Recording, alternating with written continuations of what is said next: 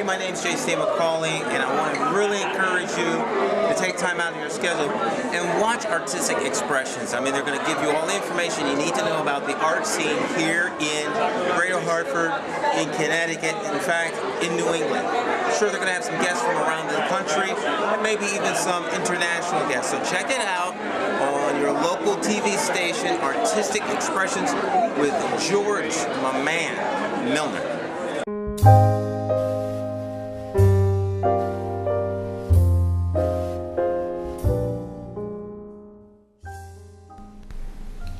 Good afternoon and welcome to Artistic Expressions with me, your host, Michelle Thomas. For today's show, we have Narelle Thomas. She is a performance spoken word artist as well as a visual artist. So she has brought some of her work in. We'll hear a few selections from her poetry and just enjoy having a great conversation and finding out who she's all about. So sit back and enjoy the show. Thanks for joining us.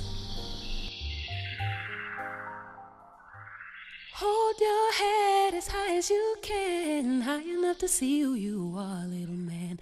Life sometimes is cold and cruel, maybe no one else will tell you, so remember that you are black gold, black gold.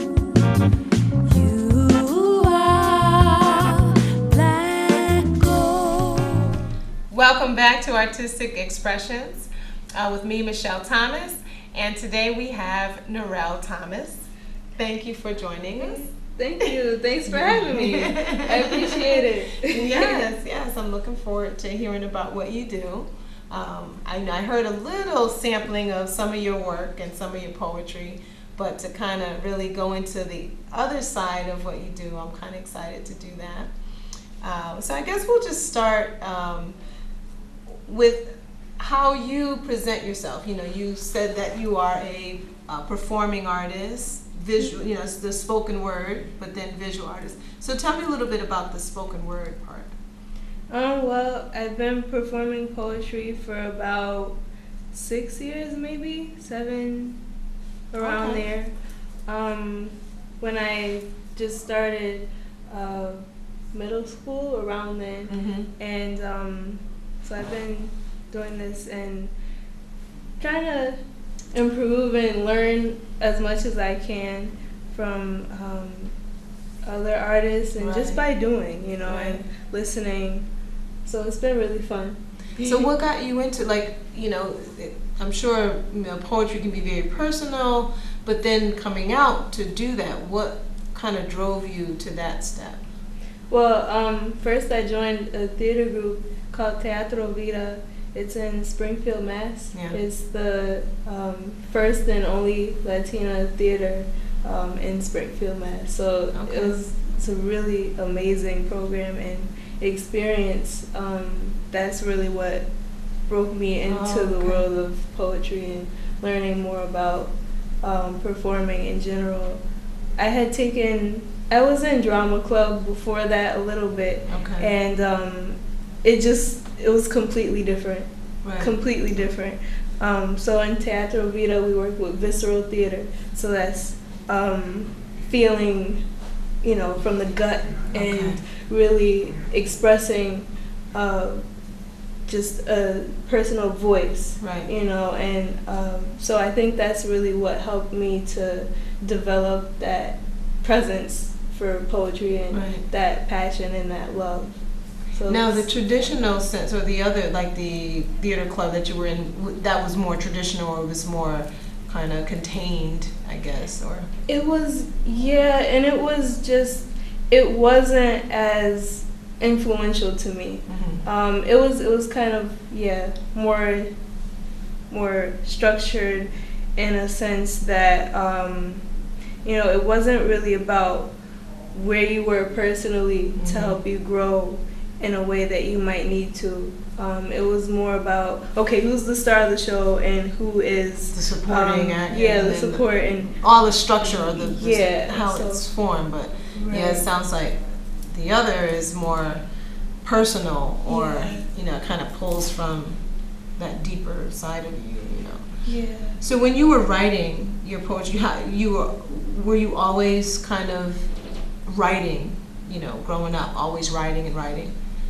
I was writing from when I was in elementary school. Yeah. But my writing has evolved immensely. Okay. Because then it was just looking at different techniques, and my writing was really, really, really basic. What were you writing about? Anything.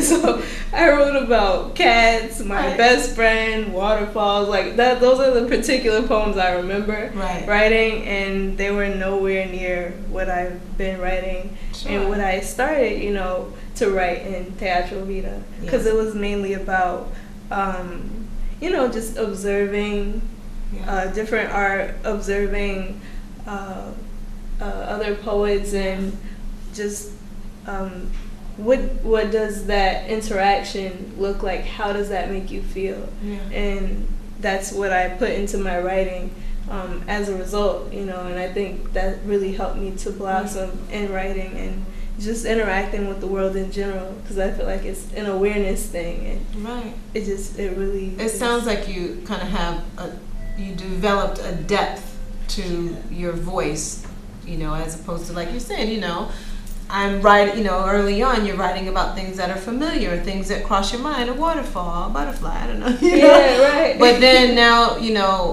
once you kind of take that and you're looking at the world through connections and interactions, there inherently is a depth that happens in that, especially with relationships and, these connections. So that's awesome that you were able to kind of hone that in. Now, how often do you write? Are you? Now I write.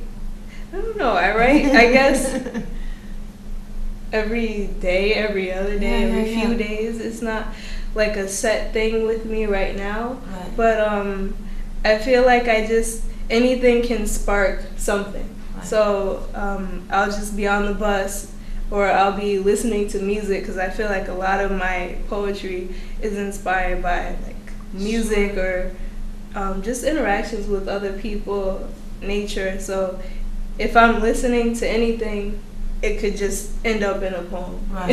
So, or end up in some kind of writing or drawing. Right. But yeah. So what type of music do you like that influences you? I really love. I love soul music. I love reggae. I love hip hop. I love rap. So it's just like in blues, jazz. I love it. Just anything that kind of pushes me in a different direction or sets a certain mood. Right. I love that. I love neo soul and anything calming. Just take me out of what I'm used to and make me feel something kind of different. Yeah. So it's nice. Yeah. I love live music. Yes. I love live music. Do you go a lot? Do you see a lot of live music? Yeah. I feel like I don't, but I do. Because I go out like every month and I just love it. It feeds me, Right. I know I used to, do you do the poetry slams and go at least to? I've been to like 2 poetry slams. I admire the art and the craft of that, because that takes some skill and practice. Because I don't consider myself a slam poet at all. Right. I've done I went to a poetry slam and I performed. I got kind of close and I was like, oh, that's crazy and cool, and but I like it, but I just I'm more of a I'm sharing this and I'm not competing, because I see it as a full circle kind of thing. Like there's room for everybody's voice, and I don't really want to compete with my poetry. Right. You want to get it out and share it and see people's what they feel from it too. Because I learned that way. Beautiful. So what other artists that you can name that have kind of led you along, or that you pulled inspiration from? I would definitely say the director of the theater group that I was in, Magdalena Gomez. She's amazing and fierce and just everything. when I was in the program, she really pushed me along, Right. like really to go the extra mile and step outside of my comfort zone with everything that I did. So she inspired me that much more in ways that I might not be able to, like, I haven't been able to articulate in the past, but I just see it, and I'm grateful for that. And I would say Maria Luisa Arroyo, she's also another poet. She's now the poet laureate of Springfield, Mass, which is really cool. And what did she teach you? She has a certain rhythm Okay. with her poetry, and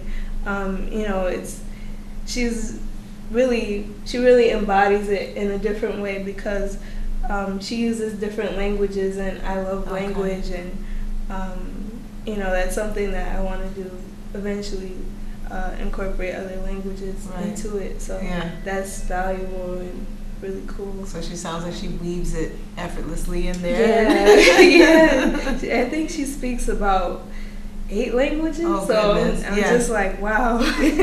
And Gil Scott Heron, I love his poetry. 'Cause That's going way back. That's like the roots of things. Yeah, definitely. Little depth one of my there. favorites, yeah. Oh, really? Yeah. Nice.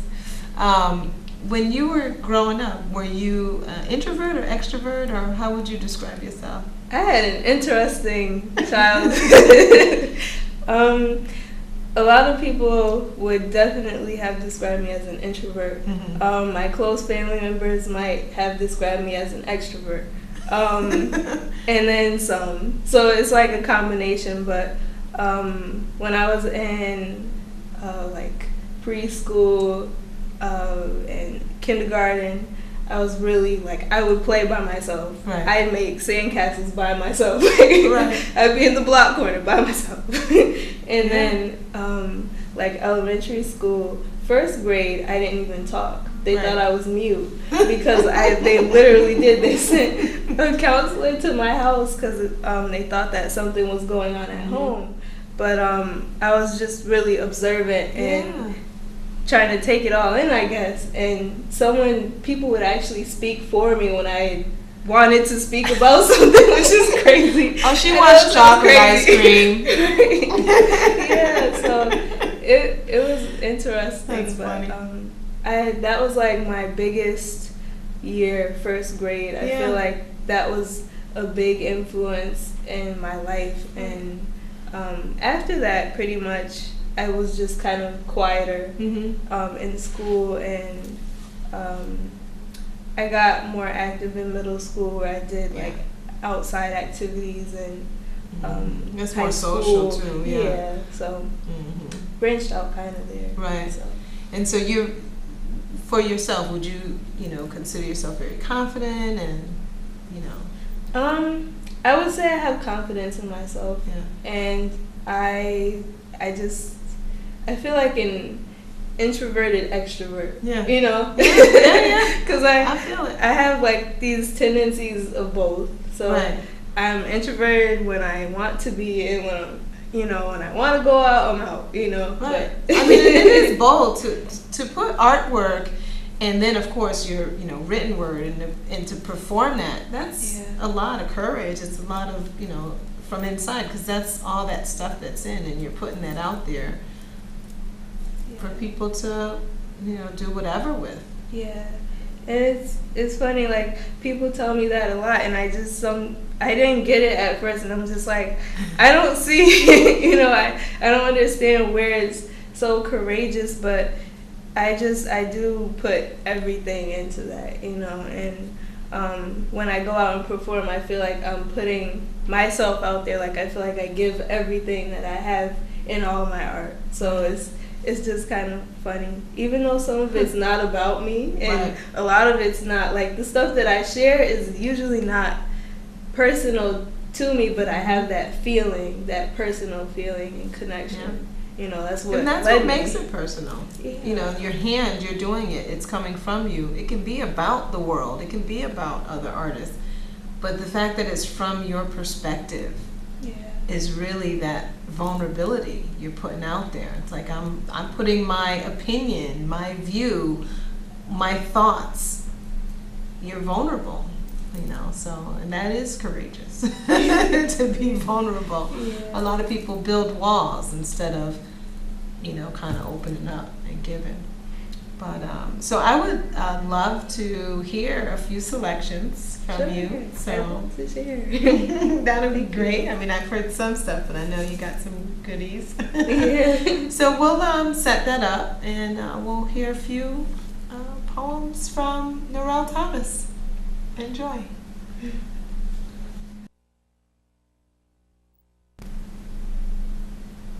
This first piece is entitled The Unmasking of a Natural Beauty. It's one of my signature pieces. Why do you laugh when I'm myself? Not that funny kind of laugh, but the hurtful one. Why do I go home feeling hurt every single day until pain overcomes my whole body and tears through my brain? Putting your words on display, repeating and building stronger each and every time, again and again and again, until I almost believe your lies. Why do I have to wear an elaborate disguise to hide myself and mask my words with things that you'd like to hear? Trying not to show my fear of being hurt and put down another day. I go to school and ask, what will it be today? My kinky hair or my old hat to cover it? Will it be my big lips or the way that I suck them in to make them look like that supermodels on TV? I mean, is it the shoes? The shoes that I didn't buy yesterday or the day before that make you call me poor? Is it that I don't pronounce my words as clearly as you do? Or how my family doesn't have enough money to just supply me with whatever stuff I wish for? So I go home and ask my mom a different question every day. Like, why can't I have a relaxer? Or a flat iron at least? And why is my nose wide and my lips big with cheekbones that reach to the skies? And why can't I have at least one more pair of shoes? Or show jewelry, like the other kids? And then one day she sat me down and told me that that's the way that I'm supposed to be, a natural beauty. And I don't need to wear a hat to cover my hair because my kinks and curls are beautiful and my features are lively. I don't need a relaxer to straighten my personality. She told me I should never wear a mask to cover myself and to use my words to make them think. Show them how they can love themselves too, and how we can all help each other and learn to love each other so much that we can push our differences aside and embrace them. Sew our similarities together and just be us. The many, many, many, many, many that form one. Thank you. This one is entitled The Need. One day he'll love me. One day he'll care.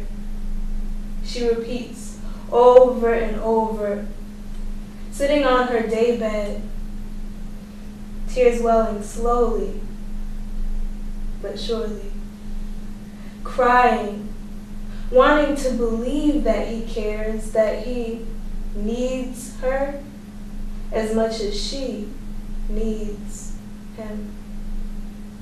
Depressed and miserable, sick of his abuse and lies. But now her brain switches all the bad to good because she just can't believe that he's changed that much. She contemplates. Where's the man that I knew years ago? She sits and soaks, just as he likes to see her doing, knowing he has that much control, feeling powerful. Abusing your woman makes you more of a man, showing you have the power. He must mean that it shows how much of a coward and man you aren't, blaming it on the alcohol and lying to her sweetly, causing years of pain with the knives he stabs her with in the back. Those words that can't be kissed or apologized away. Real men, strong men, never treat their queens with violence. Seeing her apply makeup to her bruises, cringing. She doesn't realize how much she's worth, and neither does he. She continues to stare out of the window, searching for a brighter tomorrow, something more gentle with the love she's only read about. She needs it. She dreams of it while attempting to redesign her world with colors. Reds for the lips, to hide the cuts and scars. Light blues and purples for the eyes, like the twilight sky, to hide the deep bruises that reach to her soul. Neutrals and pinks to make her feel pretty. But tears run down her rosy cheeks. They pour like streams down, lower and lower below the belt, where he hits a nerve one day that ignites a light in her brain, in her heart, a feeling of worth for herself because she deserves better. Now she knows. Now she knows that she has the power and strength to leave. She can pick herself up, find the truth, and go without the makeup, showing her true beauty. Healing with new paint to color her world, she can love and appreciate herself first, and stop trying to impress, feed, and abuse herself for the need. Stop repeating lies to herself, covering up his, and find that he was only a want, and that she can move on to loving and caring for herself first, not filling in the void with a man who is unworthy of her energy, but preparing herself for a king to reflect her queendom, not looking out of the window for a better tomorrow, but living a brighter today.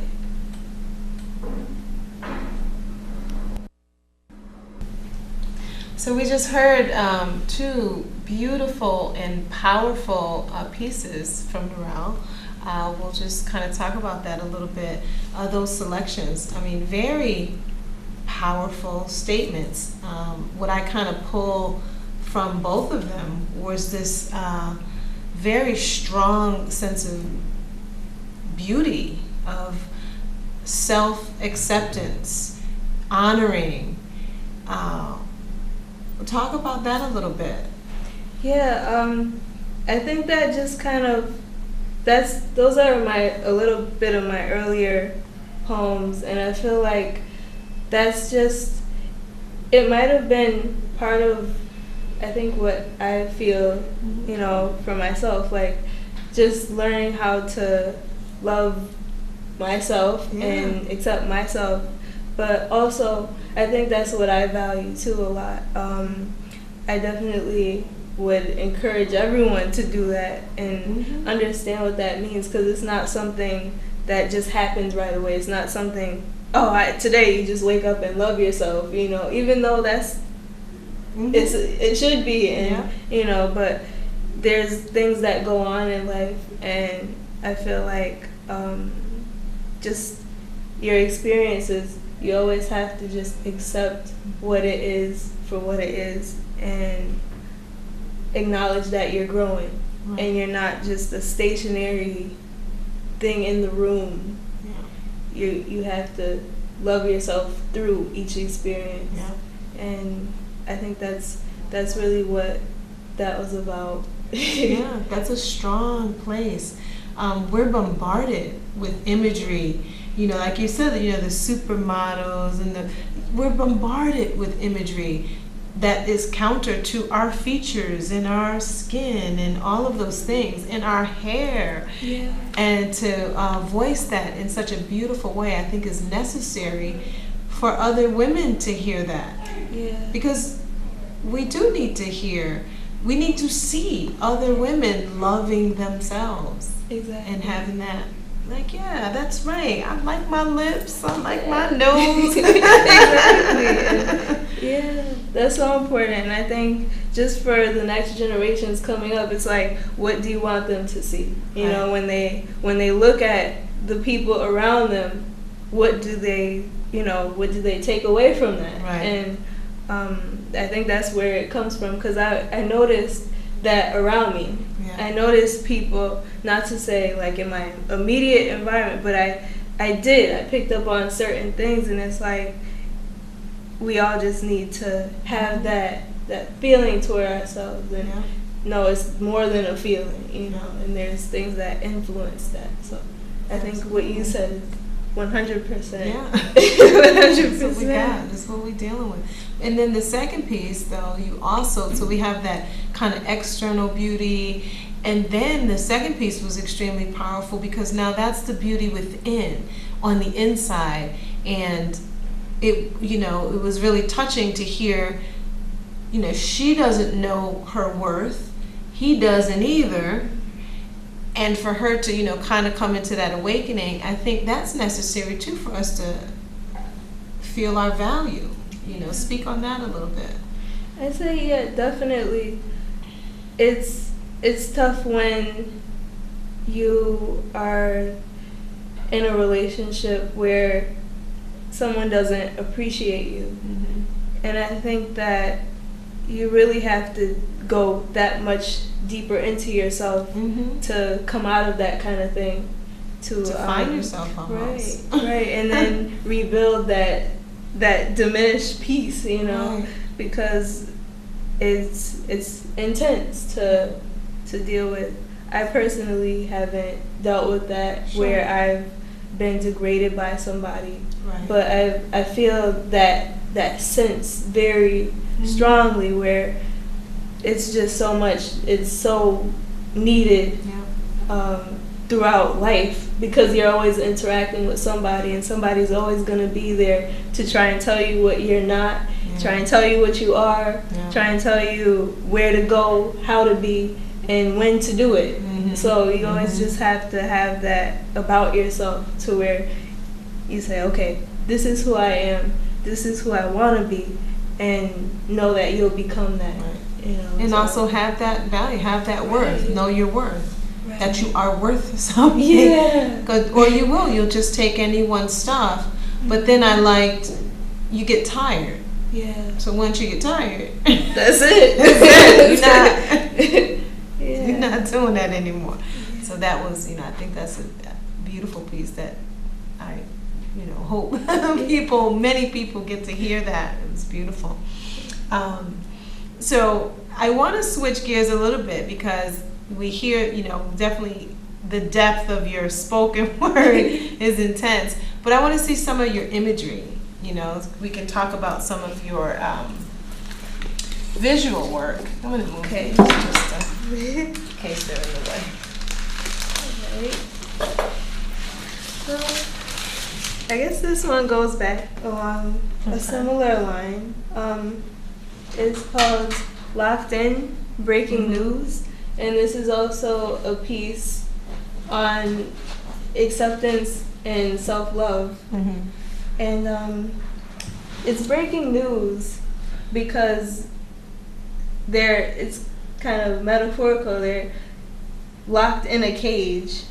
You know, there's locks here on the birds, and that represents the two people of color here. They're locked in because they're worshiping this image that's outside of who they are. They don't really understand the weight that is keeping them down. So they're locked in because they can't fully love themselves when they're worshiping someone that they're not aware of in their lives. Like they don't have that connection with. So I just think there's a detriment that happens when you're not self-aware, but you're being so in tune with someone that is not necessarily, that you don't necessarily understand the implications of.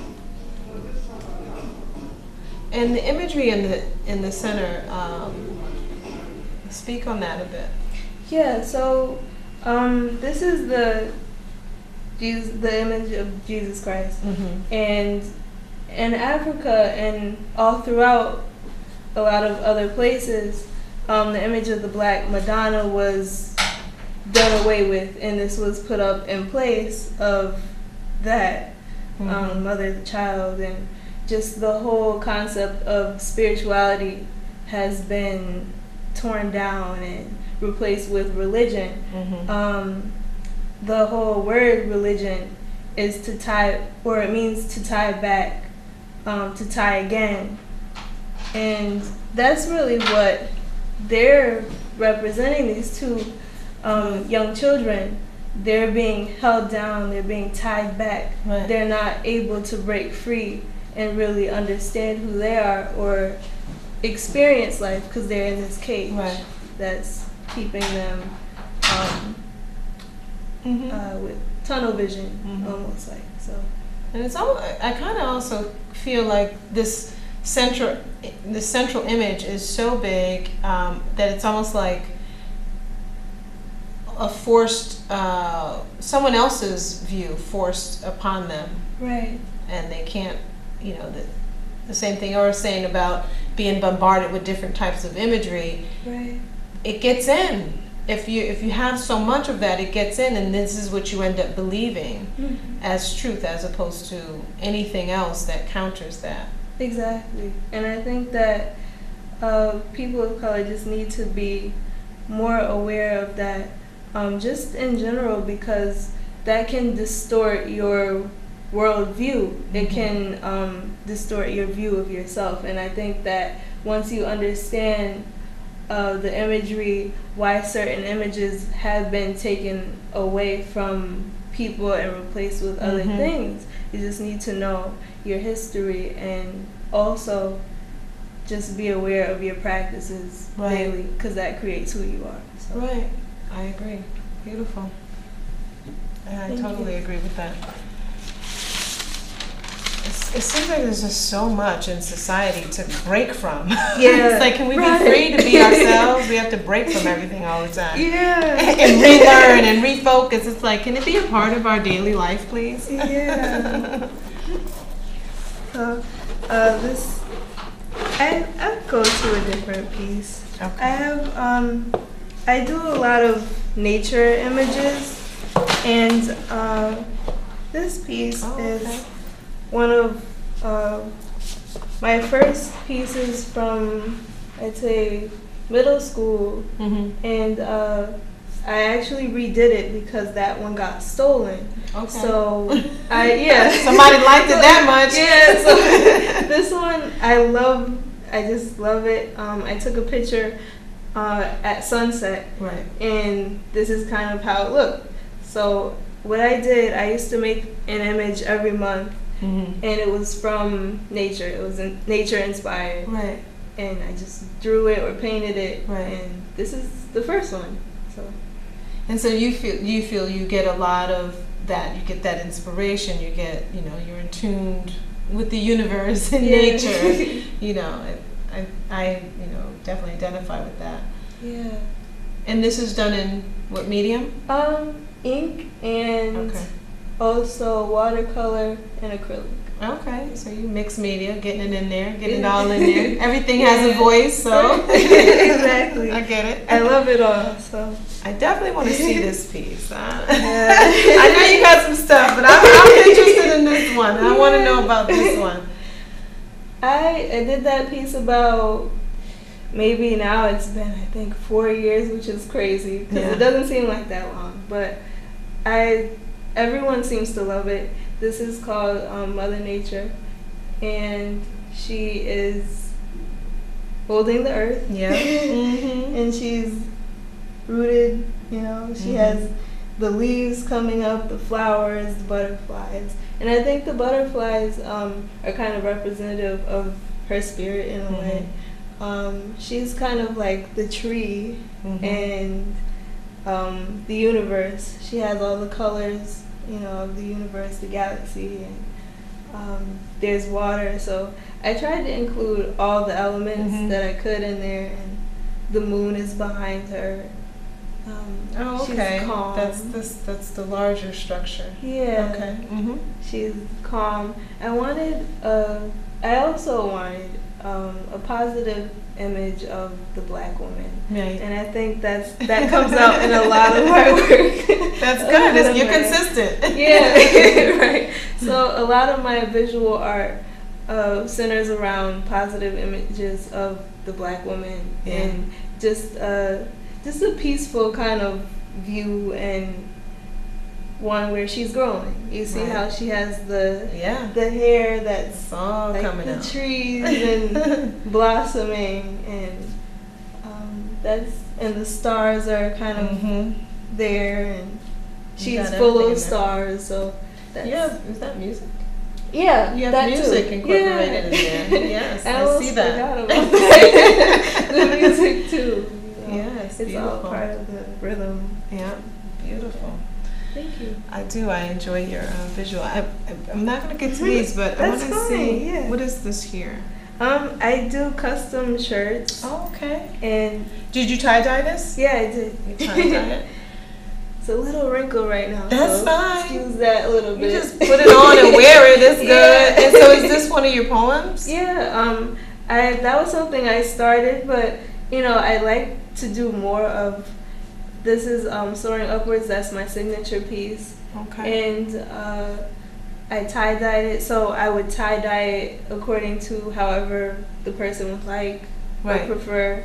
This actually glows in the dark, which is kind of fun. Nice. And I do a snippet of the poem, whatever poem whoever wanted to have on the shirt would be there. And whatever the front. Nice. Yeah. So I think this is the piece I did hear you say, because I'm reading and I'm like, I remember this. What it feels like to be a bird, and you were very. Oh yeah, this was the one. Yes, said very beautifully. Okay, wonderful. Before we go, because we always seem to slip with time and space, they kind of just run away.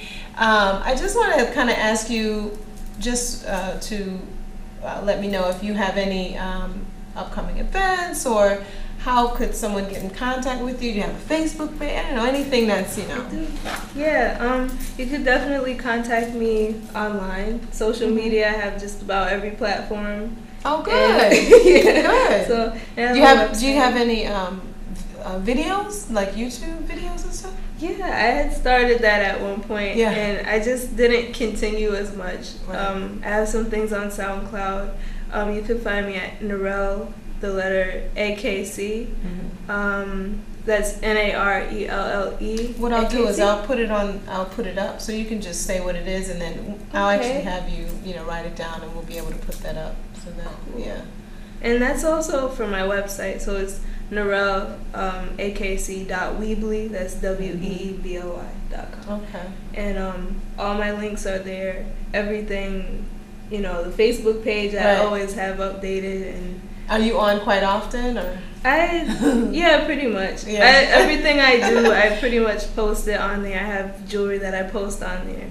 Couple pieces, Oh, that's like this fine. one. Yeah. See, This we didn't is- even talk about Yeah, multi-talented it's artists doing jewelry. Very nice. And you made this piece? Yeah. It's beautiful. The Thank tree. you. Yeah, it's a custom piece for myself, and because I never made myself anything. And Right. I wanted to, so that's what this is. And that goes I along, just- right? That's the tree. You got Mother Yeah. Earth kind of coming. Yeah, that's.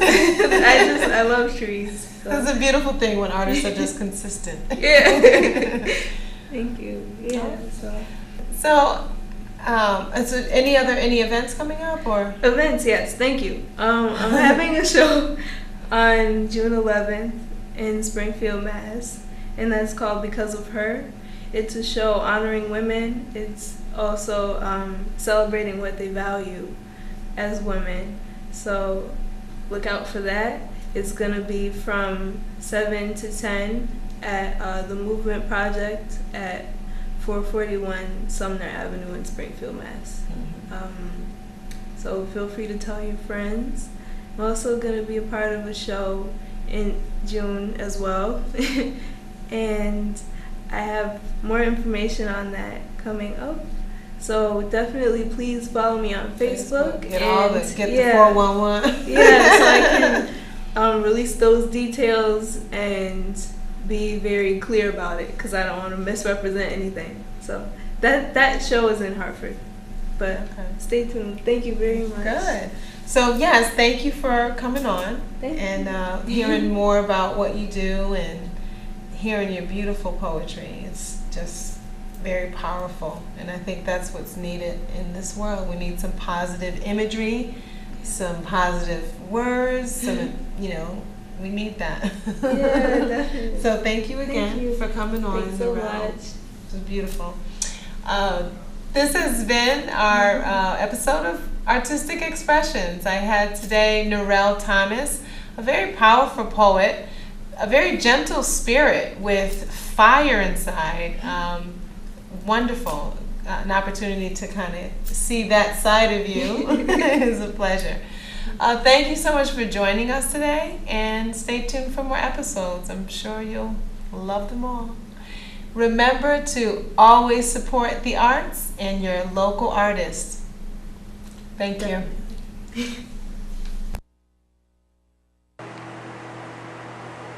But confident, not worried about falling. See, birds are like people, but they sing to each other.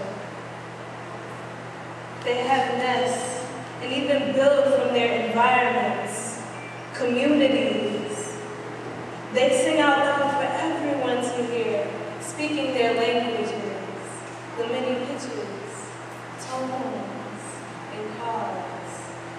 And each are understood commonly. See, they don't need TV to show them reality. With no flaw, they are free. To fly must need to have no limits, no boundaries, no animosity. Being true and in tune with the things around you. And if people are so much like birds, then what happened? I mean, where did we go wrong? Because some say they like to be firmly planted to the ground. But I ask why? Because we're not trees. But even trees look to their roots for guidance. Birds fly together. They aren't confined to trapped minds, but we like having our minds in the clouds and are afraid to come down. We seem to be so tied back and held down by only temporary chains of earth. If only we could see through the eyes of the birds, because they can fly through the trees, past the clouds, and never look down for the fall. But instead, looking up towards the sun. Why can't we fly? I wonder. And sometimes, as I sit and watch the birds, I become inspired. As I continue to look, I dream. I see us, and them too, flying with wings of infinity, higher, past the limits, and further than the skies. Hold your head up, don't give up. You are black gold, you are, you are. Black gold, black gold, black gold, black gold. My name is Narelle Thomas. I'm a visual and performing artist, and I support the arts and artistic expressions. Hello, my name is AJ Johnson. I play the piano, I sing a little bit, and shout out to Artistic Expression because I support the arts. My name is Elizabeth Wilson. I'm an inspiring musician and ballet dancer. Shout out to Artistic Expressions, and I support the arts. My name is Tang Sauce. I'm a hip-hop musician. Shout outs to Artistic Expression, and I support the arts.